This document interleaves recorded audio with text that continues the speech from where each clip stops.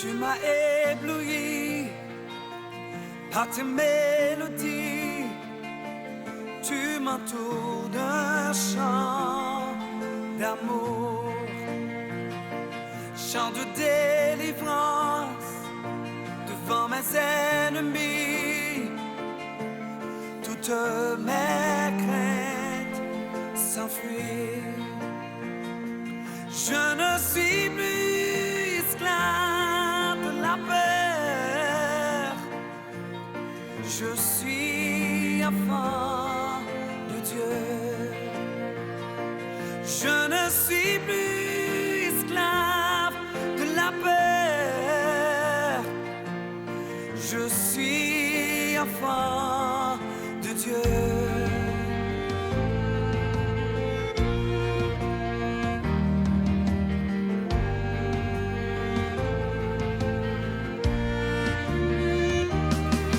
Ma naissance, tu m'avais choisi, appelé par mon nom. Tu m'as adopté, je suis de ta famille. Ton sang coule dans mes veines. Je ne suis plus peur. Je suis enfant de Dieu. Je ne suis plus esclave de la peur. Je suis enfant de Dieu. Je ne suis plus esclave de la peur. Je suis enfant de Dieu. Je ne suis plus esclave de la peur. Je suis enfant de Dieu.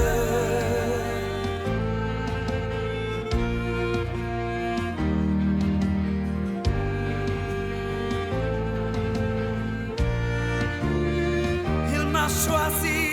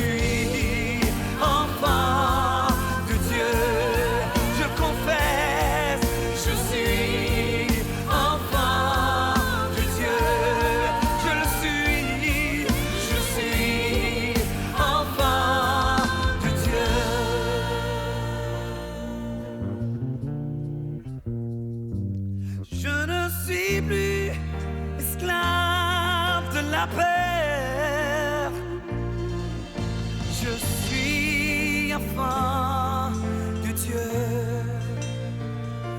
Je ne suis plus esclave la paix. Je suis enfant de Dieu.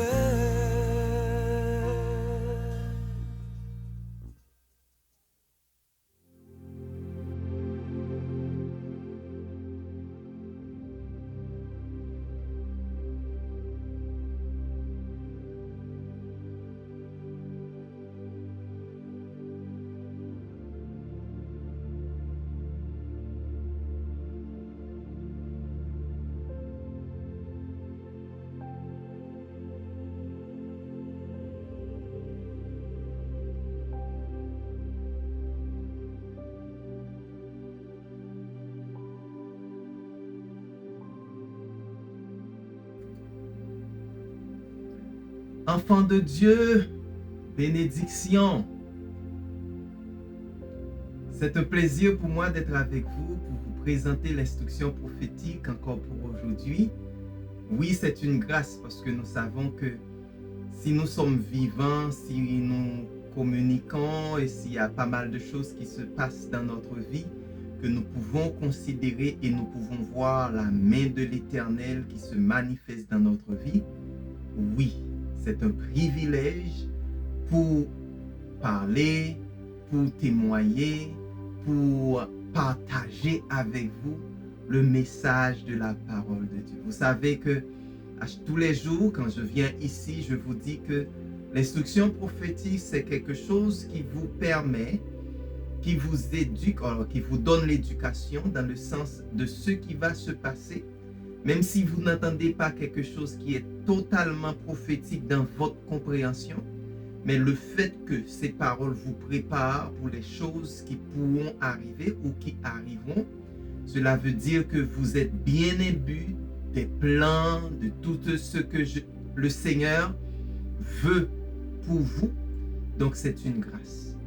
Donc pour moi, c'est un réel plaisir. Et avant de continuer, j'aimerais entrer en prière avec vous pour que le Seigneur guide notre bouche, nos paroles, pour que vous soyez vraiment bénis. Papa, au nom de Jésus, nous te remercions, Seigneur. Nous t'acclamons. Merci du fait que tu nous as placés en Jésus-Christ, notre Seigneur, notre Maître. Et par le fait que tu nous as placés en Christ, tu nous as donné tout le pouvoir. Tout pouvoir pour que nous puissions fonctionner. Donc tu nous as fait grâce. Et avec cette grâce, Seigneur, nous pouvons vraiment fonctionner et établir ce que tu veux établir sur terre. Merci, Papa. Le moment est venu pour moi de partager le message ou ton message avec tes enfants, Seigneur. Je ne veux pas faire ça de par moi-même, mais je veux à ce que tu me guides, Papa. Oriente ma bouche, oriente mes paroles, pour que mes paroles soient efficaces, pour que le monde puisse trouver, pour que le monde puisse être bien nourri. Nous t'acclamons, Seigneur, dans le nom de Jésus-Christ, notre Sauveur. Alléluia. Avant de continuer, j'aimerais saluer mes parents spirituels, les apôtres Moïse et Jessica Castillo. Et nous sommes contents du fait qu'ils nous ont donné accès aux plateformes Liberté pour les Nations pour que nous puissions véhiculer le message de la parole de Dieu. Et j'ai dit ça et la parole de Dieu le dit. Dieu donne toujours la semence au semeur. Donc que Papa continue à déverser sa grâce, sa bénédiction sur eux et leur donne beaucoup plus de semences pour que la récolte soit extraordinaire et multiple. Vous savez, et pour ce mois-ci, nous touchons une série ou des séries qui sont vraiment importantes pour notre vie en tant qu'enfants de Dieu. Parce que la majorité d'entre nous font face à la peur. Donc, nous sommes soit paralysés par la peur, notre vie est affectée par la peur, nous ne pouvons même pas entendre la voix ou les ordonnances de Dieu à cause de la peur. Et c'est grave parce que le monde attend de nous la révélation, c'est-à-dire ce que Dieu dit pour que le monde puisse jouir de bons moments, la paix, la grâce. Et c'est à cause de nous. Mais à cause de la peur qui est une infection, nous ne pouvons pas réaliser, établir et faire les choses que Dieu nous appelle de faire. Donc, je n'écouterai pas les peurs, qui est le titre de la série, à avoir avec le fait de me déclarer sourd à la peur. C'est-à-dire, je n'entends pas la peur. Je prête pas mes oreilles à la peur. Par contre, je suis prêt à donner la parole de Dieu.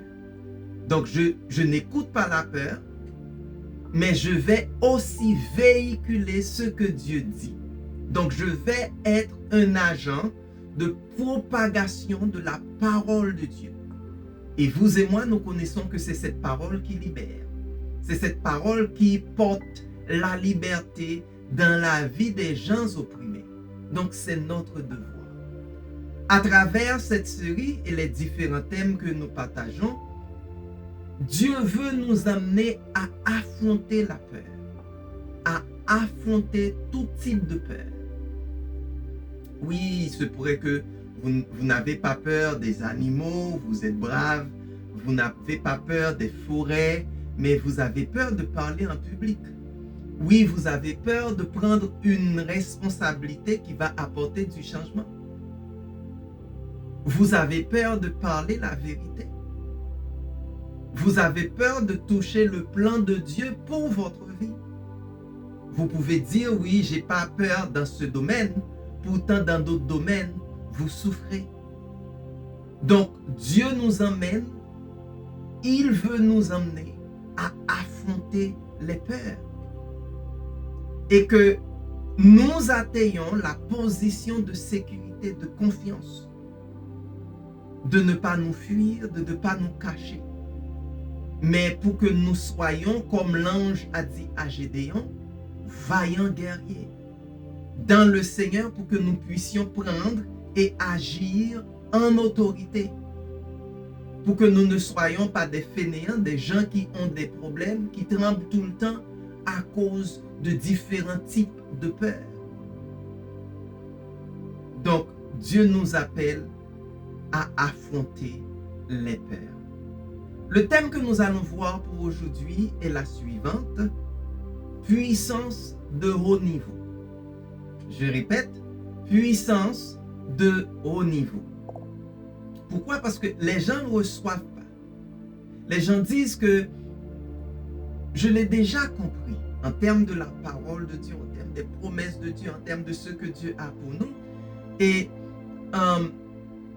parce que cela ne m'importe pas, dans le sens, c'est ça que eux, ils disent, que si j'ai déjà prié, si j'ai déjà fait des pactes, en un mot, j'ai tout fait, mais il n'y a pas de résultat.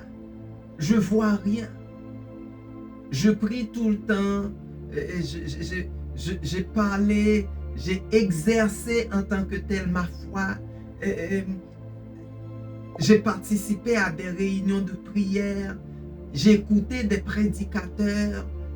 Ils me disent que dans leur vie, ça se passe, ils voient des miracles, ils voient des choses. Mais moi, il n'y a pas de résultat. Il n'y a rien. Donc, c'est la façon que la majorité des gens qui s'appellent enfants de Dieu, des gens qui sont des enfants de Dieu, mais ils ne voient pas la manifestation de la gloire de Dieu dans leur vie. Et ça, c'est un problème majeur. Ça, c'est un problème majeur. C'est comme si ton père, tu as l'héritage de ton père, mais tu ne peux pas en jouir, tu ne peux pas participer. Tu ne vois pas ce que ton père t'a légué. Nous allons lire ensemble dans Matthieu 17, nous allons voir le verset 14 jusqu'au verset 21 et nous allons faire cette lecture ensemble. La majorité d'entre vous peut-être connaissez, vous connaissez ce que nous allons lire, mais nous allons lire ça attentivement parce qu'il y a beaucoup de leçons que nous allons en tirer. Ok? Verset 14 à 7. Quand il fut revenu auprès de la foule, un homme s'approcha de Jésus, se jeta à genoux devant lui et le supplia. « Seigneur, aie pitié de mon fils. Il est épileptique. Ok. Et il souffre beaucoup. Il lui arrive souvent de tomber dans le feu ou dans l'eau. Je l'ai bien amené à tes disciples, mais ils n'ont pas réussi à le guérir. » Nous allons voir le verset 17-18. Jésus s'exclama alors, « Gens incrédules et infidèles à Dieu, jusqu'à quand devrais-je encore rester avec vous? Jusqu'à quand devrais-je encore vous supporter? Emmenez-moi l'enfant ici. » Jésus commanda avec sévérité au démon de sortir et immédiatement, celui-ci sortit de l'enfant, qui fut guéri à l'heure même. Nous allons voir le verset 19 et 20. Alors, les disciples prirent Jésus à part et le questionnèrent. « Pourquoi n'avons-nous pas pu chasser » ou un instant, pourquoi n'avons-nous pas réussi, nous, à chasser ce démon? Parce que vous n'avez que peu de foi, lui répondit-il. Vraiment, je vous l'assure, si vous aviez de la foi, même si elle n'était pas plus grosse qu'une graine de moutarde, vous pourriez commander à cette montagne, déplace-toi d'ici jusqu'à là-bas. Et elle le ferait. Rien ne vous serait impossible. Rien ne vous serait impossible. Ici, nous avons le cas de ce jeune homme que les disciples n'ont pas pu guérir. Là, nous pouvons comprendre que beaucoup de choses n'arrivent pas à cause du peu de foi, ou je peux dire, beaucoup de choses n'arrivent pas à cause du peu de foi. Mais pourquoi le peu de foi? C'est ça que majoritairement on peut se poser en tant que question. Pourquoi ce peu de foi? Nous devons connaître la signification. Avant ça, je vais lire avec vous le verset 21 qui va nous mettre en contexte avant d'aller plus loin. Ok? Qu'est-ce que le Seigneur a dit? Mais cette sorte de démon ne sort que par la prière et par le jeûne. Donc, il y a des catégories de démons, je dirais de principautés, de mauvais esprits. Esprit qui fait le contraire du dit de Dieu, de ce que Dieu dit. Et nous pouvons trouver ces démons dans les lignées, dans les descendances. On les appelle aussi hommes forts, qui ne sortent pas que par la prière et par le jeûne. Si vous êtes comme moi, dans le temps où dans notre compréhension religieuse, nous avons une connotation ou une compréhension de la prière et du jeûne. Mais aujourd'hui, nous allons essayer de vous emmener ou de vous apporter beaucoup plus de lumière parce que ce sont des clés que le Seigneur nous a données pour que nous puissions fonctionner dans le royaume efficacement. N'oubliez pas, tout le pouvoir a été donné à notre Seigneur Jésus-Christ. Et en retour, il nous a légué ce pouvoir. Il nous a donné ce pouvoir. Et lorsque nous avons ce pouvoir, lorsque nous voulons opérer dans ce pouvoir, il y a des clés. Premièrement, nous allons voir la prière efficace.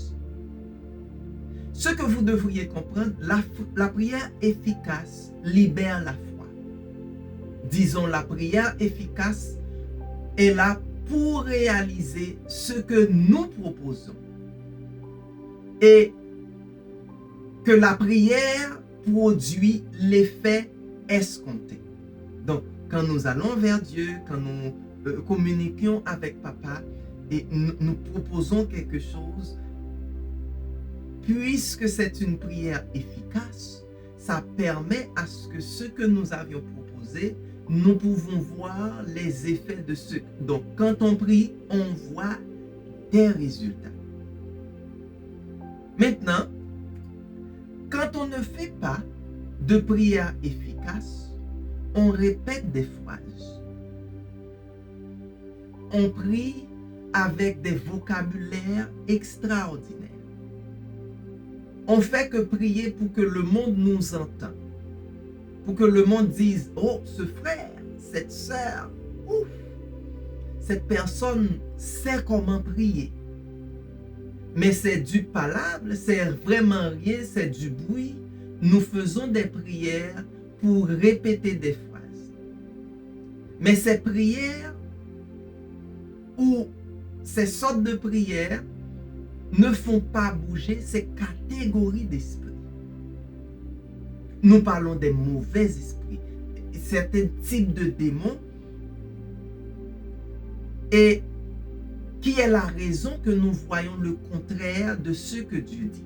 Donc, soit dans notre vie, soit dans notre environnement, soit devant une situation, devant un problème, des calamités, tout ce que nous voyons. Donc, la prière qui n'est pas efficace ne peut pas faire bouger ce type d'esprit. Pourtant, il y a des choses que vous pouvez faire, des choses qui arrivent avec des prières par la puissance de la parole. Il y a une puissance. Il y a une puissance. Si nous sommes en Christ, nous opérons avec la puissance. Dieu nous a donné la puissance. Dieu nous a donné le pouvoir, mais seulement si nous sommes en Christ. Mais cette puissance existe, mais on ne peut pas aller au-delà. C'est-à-dire, on ne peut pas faire manifester la puissance, on ne peut pas faire manifester la gloire de Dieu. Mon frère, ma soeur, nous avons besoin d'une puissance de haut niveau. Et cette puissance va supprimer, va chasser, va mettre en déroute, va faire fuir ce genre de mauvais esprit, ce type d'esprit. Donc, une prière efficace qui libère la foi et qui s'accomplit avec des défis. Donc, vous allez mettre le diable en déroute. Vous allez mettre les acolytes du diable en déroute avec une prière efficace qui manifeste la foi. Maintenant, j'ai parlé de prière de défi aussi. C'est une prière où Dieu révèle ce que vous allez demander. Donc, des fois, nous prions, des fois, nous parlons, des fois, nous crions devant le Seigneur en pensant que nous disons de choses extraordinaires.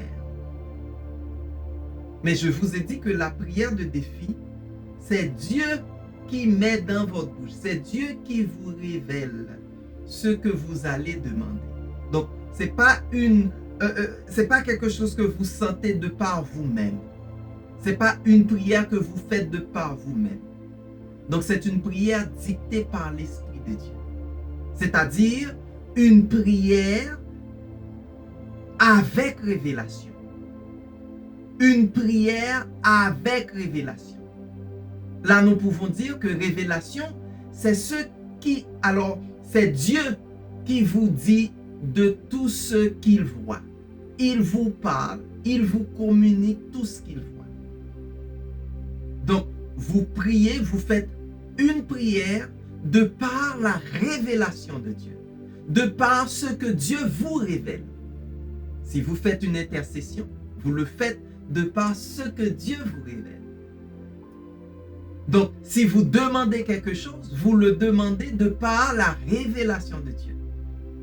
Vous allez demander exactement ce que Dieu voit, ce que Dieu vous a montré. Un exemple, vous demandez à Dieu un manteau d'hiver, par exemple. Si le Seigneur vous décrit, ou s'il décrit pour vous l'environnement qu'il planifie en votre faveur, et il vous montre où cet environnement est placé, est situé, il vous dit, je vais vous envoyer à la plage, par exemple. De par cette information, vous commencez à demander des vêtements d'hiver, peut-être un bateau, des équipements sauvetage, et pas mal de choses. Mais votre prière est faite en fonction de ce que Dieu vous montre, en fonction de ce que Dieu vous dit, en fonction de ce que Dieu vous a révélé. Donc c'est une prière de révélation parce que vous savez où Dieu va vous emmener et vous demandez ce dont vous aurez besoin. Vous connaissez le plan de Dieu pour vous. Vous connaissez ce que Dieu va faire avec vous. Vous connaissez où est-ce que Dieu va vous emmener. Donc vous priez en fonction de cette direction. Vous priez maintenant selon la volonté de Dieu. Parce que vous vivez dans la révélation de Dieu. Donc, c'est important pour nous de savoir, de connaître, de recevoir la révélation et de par là, nous allons prier en fonction du plan de Dieu pour nous. Donc, nous allons tomber, nous allons rentrer en harmonie avec le plan de Dieu, en harmonie avec la direction de Dieu, en harmonie avec ce que Dieu veut. Vous n'allez pas prier à contresens.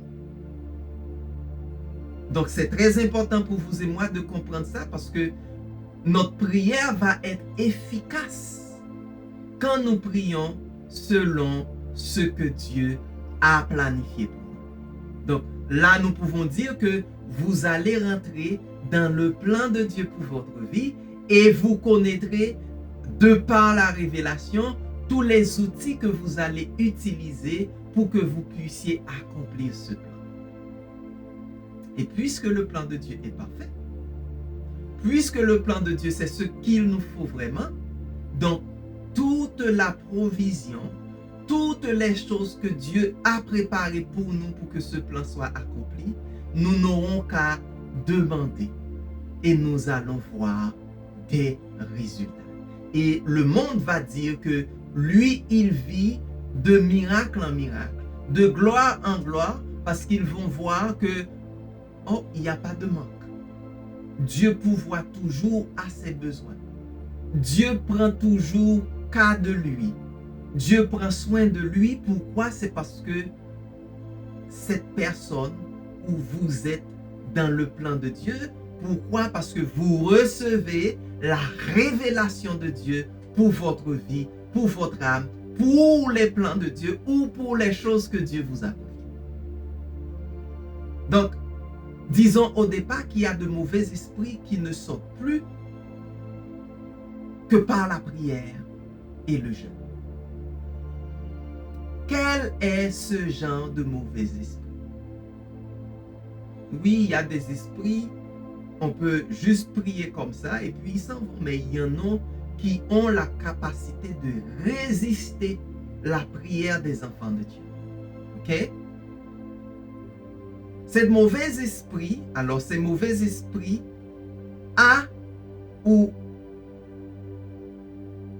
ces mauvais esprits ont la génétique de la personne. Vous allez me demander, mais qu'est-ce que c'est?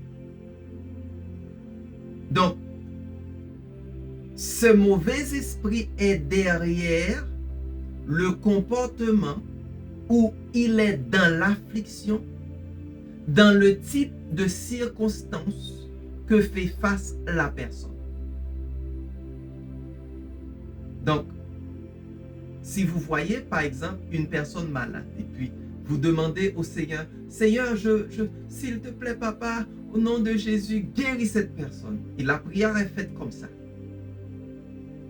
Pourtant, c'est beaucoup plus en profondeur que ça. C'est pas la maladie, c'est juste l'effet. C'est juste la pointe de l'iceberg. Mais la majorité de la chose est en dessous. Donc, si la génétique d'une personne est affectée par la génétique des démons, alors cette personne n'opère plus par le pouvoir que nous avons utilisé. C'est-à-dire, ce n'est pas seulement une simple affaire, ce n'est pas seulement naturel, ce n'est pas un simple comportement, mais ce démon, cette principauté, ce mauvais esprit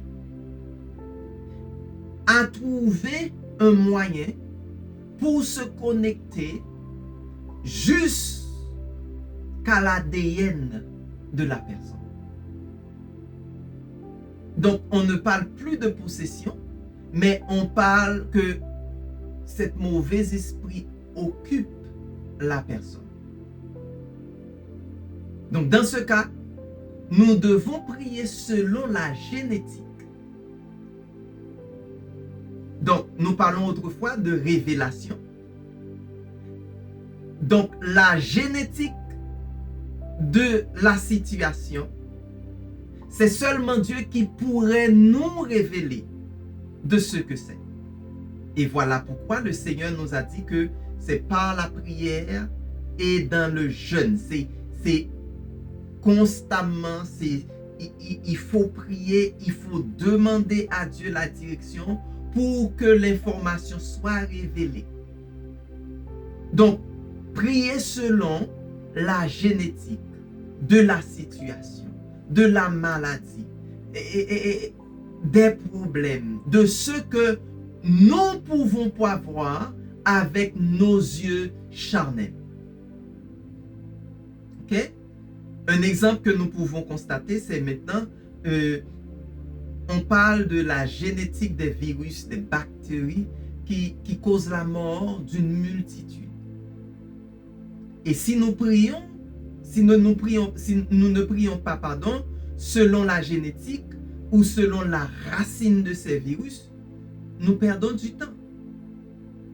Oui, nous pouvons voir, ok, oh, ce sont des virus et ce sont des bactéries qui causent ces problèmes, mais nous ne prions pas dépendamment de la racine de ces virus.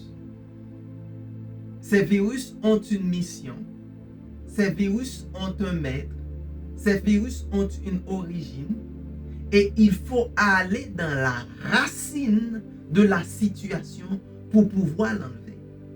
Donc, oui, si nous prions simplement contre ce virus, donc nous allons perdre notre temps. Nous allons finir par être fatigués, agacés, car la façon que nous voyons, c'est une façon totalement horizontale et non verticale. Par conséquent, nous disons que j'ai prié, j'ai déclaré au nom de Jésus, et ceci depuis longtemps, mais rien ne se passe. Pas de résultat. J'ai perdu du temps. Le Seigneur ne m'entend pas. Le Seigneur ne répond pas à ma prière. Tandis que la façon que la prière est faite, c'est juste toucher la surface. Ce n'est pas une prière révélée, c'est une prière qui est faite par le senti. C'est-à-dire, je sens, peut-être c'est ça. Seigneur, oh, si c'est dans ton plan, Seigneur, aide-moi. Seigneur, on fait des prières qui ne touchent pas la racine de la situation. Donc là, nous pouvons voir de petits soulagements mais ce n'est pas l'éradication de la situation. Parce que nous devons faire des prières selon la génétique de la maladie, la génétique de la crise, la génétique de la situation. Et c'est très important pour nous en tant qu'enfants de Dieu. Parce que c'est là que nous allons manifester, où nous allons déployer, où nous allons utiliser vraiment le pouvoir que Dieu nous a donné. La capacité que Dieu a investie dans notre vie. Donc, il nous a dit que nous marcherons sur les lionceaux, le dragon, rien ne pourra nous nuire. Mais nous ne pouvons pas vraiment utiliser la puissance que Dieu nous a donnée. Et maintenant, nous verrons la deuxième partie. À quoi va-t-on combattre? Avec quoi nous allons combattre ce genre d'esprit? Disons ça comme ça. Donc, l'esprit qui est derrière la génétique, c'est-à-dire le manipulateur de l'anormal, celui qui a perpétré le contraire de ce que Dieu dit, celui que nous appelons mauvais esprit, l'esprit qui apporte défaite, déception, tourment, tribulation, problème. Comment allons-nous combattre ce genre d'esprit? Touchons dans le cas du jeûne. Nous pouvons comprendre que la prière est la position de foi, c'est-à-dire la position où nous connaissons que, ok, nous allons parler à notre Père, nous allons invoquer notre Père, nous allons communiquer de par la révélation que le Seigneur nous a donnée. Il nous a dit, ok, Josué, tu vas être dans cette position, et là je vais prier pour que je reçois l'onction, je reçois les outils pour manifester ce que Dieu m'a déjà donné.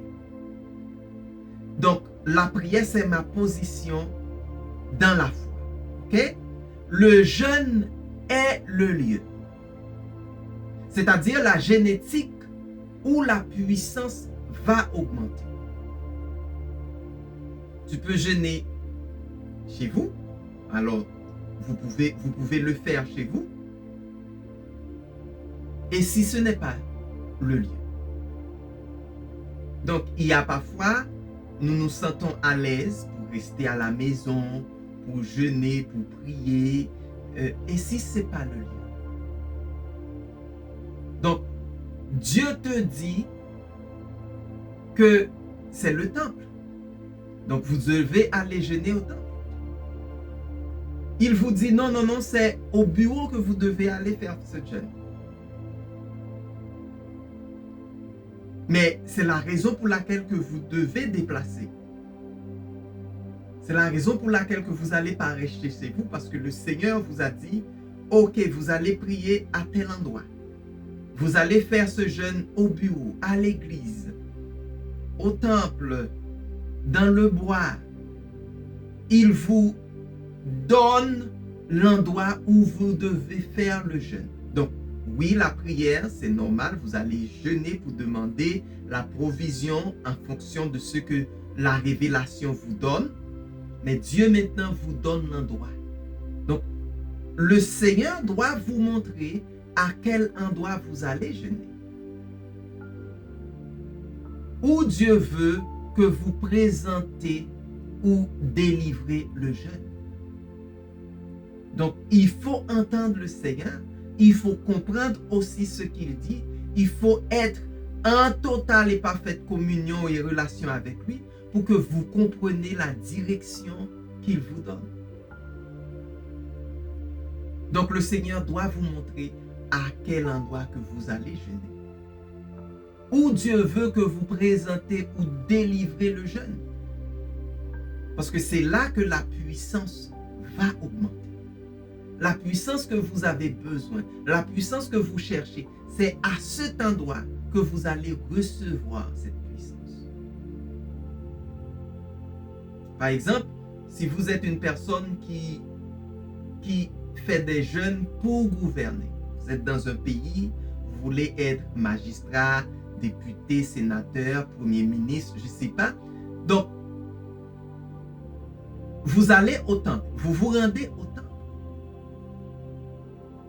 Mais vous devriez déplacer et faire le jeûne dans un palais du gouvernement, à un endroit où il y a une activité gouvernementale.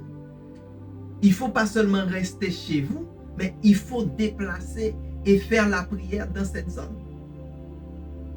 Il faut livrer le jeûne là-bas, dans cette place. Comment est-ce que moi et ma femme, nous l'avions compris? C'est par le fait que dans l'armée, on comprend que quand on fait une sorte d'offense, c'est-à-dire quand on fait des attaques, quand on t'attaque, c'est la meilleure défense. En football, quand on joue, on connaît que le plus qu'on attaque, c'est le plus qu'on se donne la capacité de gagner. Quand on reste chez soi, on n'attaque pas vraiment. On fait des prières, on fait le jeûne, mais quand on va dans le lieu où cette principauté, cet esprit réside pour aller faire la provision, on prend la puissance qu'on avait besoin vraiment. Si vous voulez accaparer de l'économie, donc vous devriez partir, aller dans une zone où l'économie, où les activités économiques se déchaînent, où il y a beaucoup d'activités économiques. Pourquoi? C'est parce que là, vous allez vraiment faire face à tout ce qui pourrait être contraire à ce que Dieu dit, et vous avez besoin des armes ou la puissance pour déchaîner, pour déraciner, pour dominer sur ce mauvais esprit. Il y a donc des choses qui doivent être faites dans le temple parce que ce sont des choses qui ont à voir avec la prêtrise, des choses sacerdotales. Mais il y a des choses qui sont relatives au roi. Et quand j'ai dit au roi, c'est-à-dire aux enfants de Dieu. Parce que Dieu nous appelle à être prêtres et rois. Nous, en tant qu'enfants de Dieu, nous avons deux rôles, roi et prêtre. Donc oui, il y a des prêtres qui vont faire des choses dans le temple, qui vont agir dans le temple, amener les sacrifices des autres gens au Seigneur, mais aussi il y a des activités qui correspondent au roi du royaume. Donc, nous parlons de pouvoir, de puissance, et dans tous les autres domaines qu'on exerce dans la vie en tant que roi. Donc, il faut aller selon la génétique. Il faut demander au Seigneur de vous révéler la génétique de ce que vous voulez faire, la génétique de l'endroit où vous devriez aller, la génétique de la situation, la génétique de la circonstance, de la maladie, tout ce que vous voulez prendre comme prisonnier, vous voulez mettre en déroute. Il faut connaître la génétique et prier selon la génétique. Et cette génétique ne peut pas vous venir, ou vous ne pouvez pas comprendre la génétique ou avoir une connaissance de la génétique sans la révélation de Dieu. Donc, la majorité d'entre nous, dans notre environnement, nous voyons beaucoup plus des prières de circonstance. Ce que nous appelons prière pastorale. Par contre, pour augmenter la puissance, vous devez faire des prières et des jeûnes selon la génétique du problème, selon la génétique de la maladie, selon la génétique de la crise, selon la génétique des circonstances. Vous devez prier en fonction.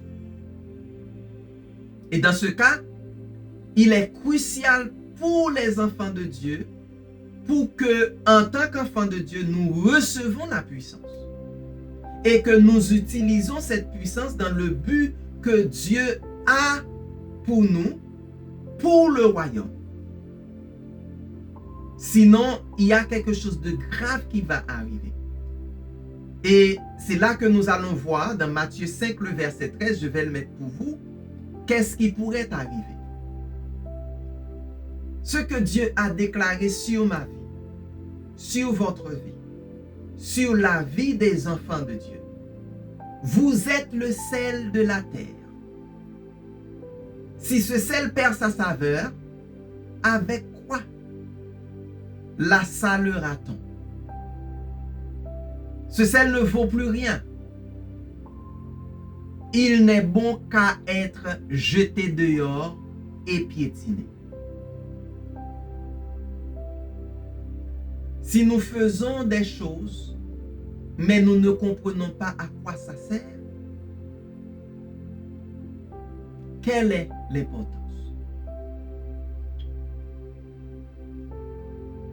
Si nous faisons des prières, mais ce sont seulement des prières de circonstances ou pastorales, à quoi ça sert? Est-ce que nous allons voir la manifestation de la gloire de Dieu? Oui, nous pouvons recevoir de petits soulagements, mais nous ne pourrons pas fonctionner, nous ne pourrons pas arriver, nous ne pourrons pas travailler de la manière que Dieu veut. D'après vous, quel est le plus important? Le sel ou l'assaisonnement? Parce que si l'assaisonnement n'était pas le but, le sel n'aurait pas sa raison d'être. Si je n'ai pas besoin d'assaisonnement ou de goût, j'aurais pas besoin du sel. Mais quand l'assaisonnement doit être là, doit être fait, le sel est obligatoire. Donc, parfois, vous et moi, nous accordons tant d'importance à la subsistance, mais pas à l'effet. C'est-à-dire, nous accordons de l'importance aux circonstances de la subsistance. Nous voulons survivre, mais nous ne connaissons pas les effets. Nous voulons survivre, quelles que soient les conséquences de cette survivance. Et dans ce contexte, on parle de ceux qui aiment leur vie va perdre cette vie-là. Parce qu'il accorde de l'importance à la subsistance, mais pas aux effets, pas aux résultats, pas aux conséquences de cette subsistance. Dieu ne nous appelle pas à vivre comme ça. Vous êtes le sel de la terre. Si ce sel perd sa saveur, avec quoi la salera-t-on? Ce sel ne vaut plus rien. Il n'est bon qu'à être jeté dehors et piétiné. Qu'est-ce que cela veut dire? Voilà pourquoi on voit notre vie n'est pas différente à celle des autres. Et des fois, on cherche à piétiner les gens qui se disent enfants de Dieu beaucoup plus qu'une personne qui fait vraiment le mal, qui agit en fonction d'une possession démoniaque. On prend les enfants de Dieu comme, ok, il faut les éradiquer, il faut les détruire, parce que eux qui ne savent pas comment approcher, comment prendre la victoire, comment vivre victorieusement, on les voit comme des vauriens.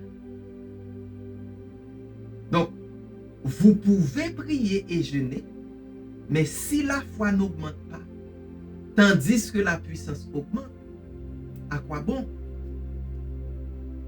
À quoi bon? Donc, il n'y a pas de foi, il n'y a pas de confiance, mais la puissance augmente. Donc, vous avez une potentiel, mais vous ne pouvez pas l'exécuter. Vous avez la capacité, mais vous ne pouvez pas voir des résultats. C'est pareil. Le sel est bon, c'est unique, mais doit aussi résulter en de très bons assaisonnements. Sinon, ça va s'estomper. Le sel va être sans valeur. C'est pourquoi on dit, bon, je jeûne 40 jours, 50 jours, mais sans assaisonnement, donc sans résultat. C'est comme si je prie et tous les jours à 5 heures du matin, mais si ce n'est pas fait, si ce n'est pas né ou dérivé, résulté de la foi par la révélation, c'est de la corvée.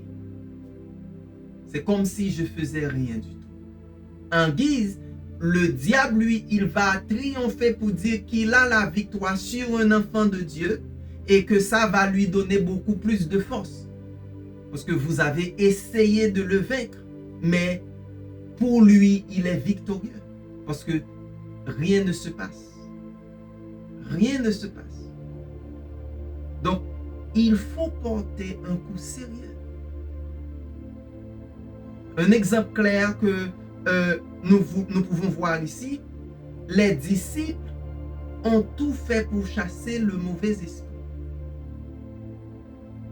Et en retour, Jésus les a traités comme des incroyants, des gens dépravés, vicieux, pervertis. Et qu'est-ce qui est arrivé? Les disciples c'est comme pour eux, mais c'est quoi ça? Et ils ont dit au Seigneur, qu'avons-nous fait de mal? Où est-ce que nous l'avions manqué? Qu'est-ce qui a causé que nous rations le but? Ils supplient le Seigneur pour que le Seigneur leur donne le formule qui pourrait les aider à être victorieux plus tard. Et Jésus leur dit, vous le faites de manière traditionnelle. Donc vous fonctionnez dans la religiosité, dans les rituels. Ce que vous faites est dicté de manière humaine. Donc de manière horizontale, pas selon le plan de Dieu, pas par révélation.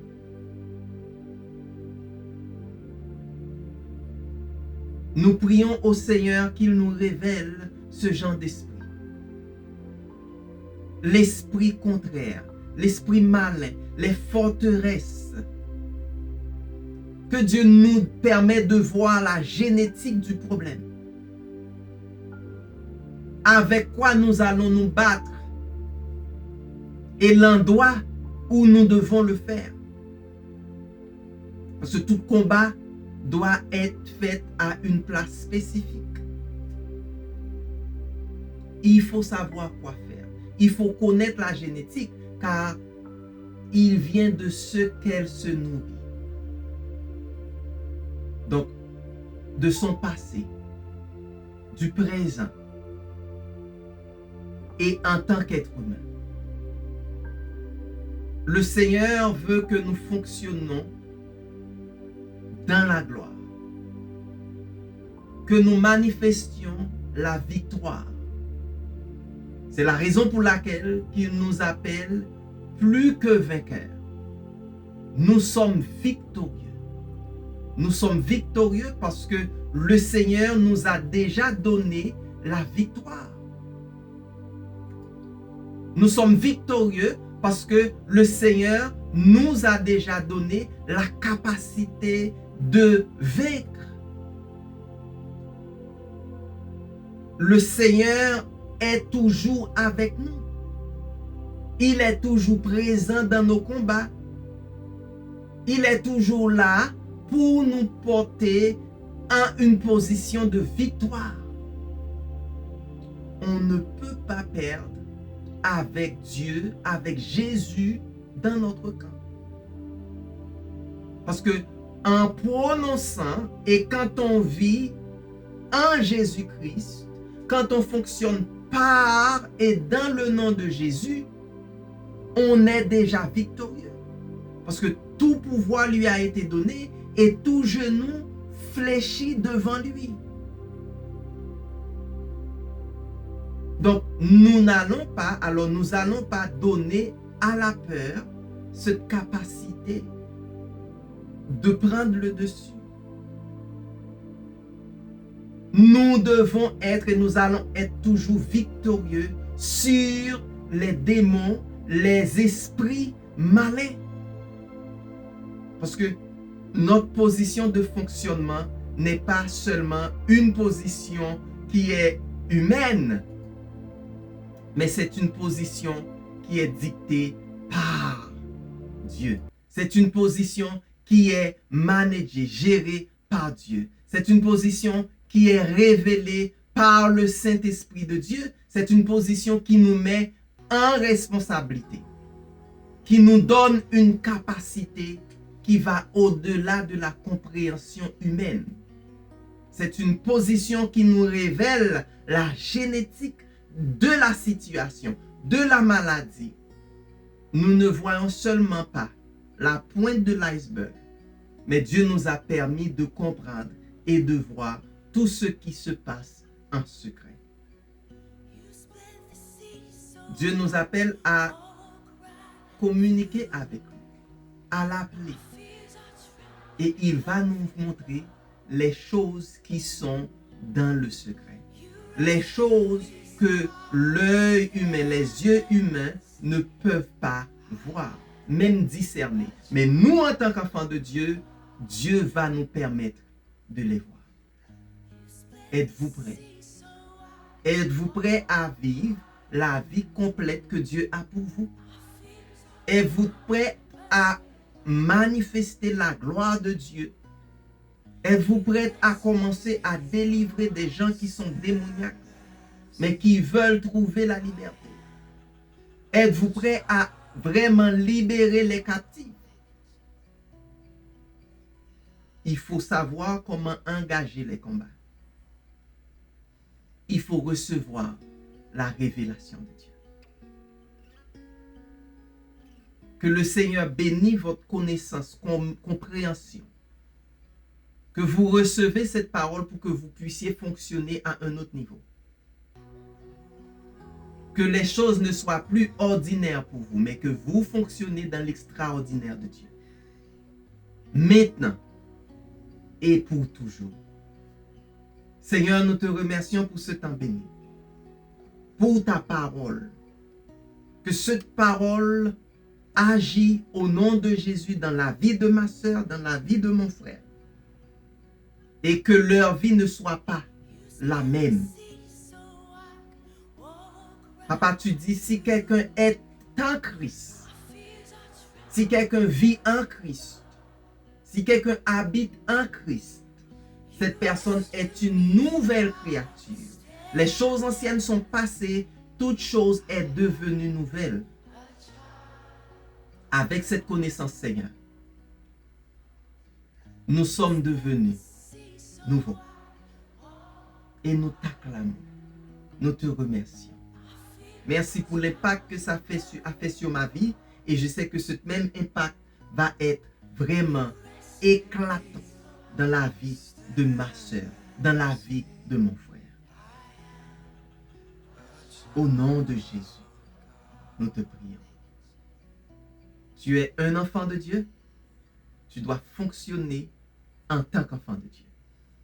Je vous reverrai mercredi prochain à cette même place pour vous apporter l'instruction prophétique.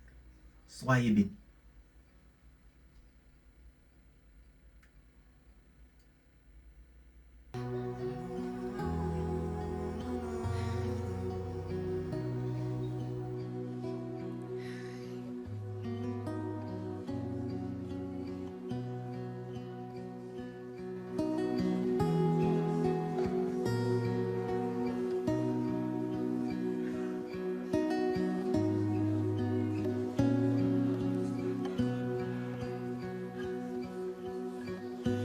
split the sea so